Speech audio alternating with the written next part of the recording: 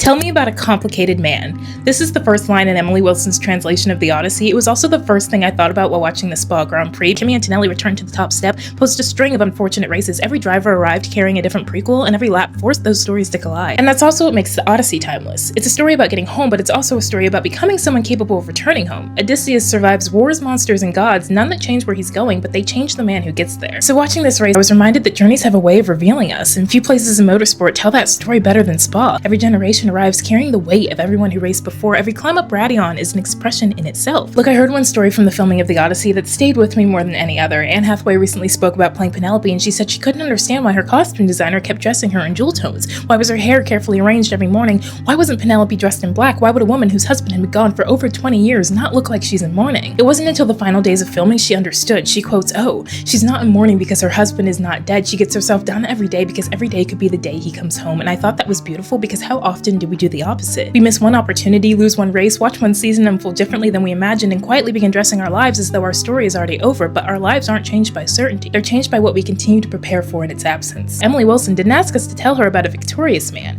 She asked us to tell her about a complicated one, because triumph isn't the opposite of struggle. It's what struggle becomes when we refuse to abandon our Odyssey.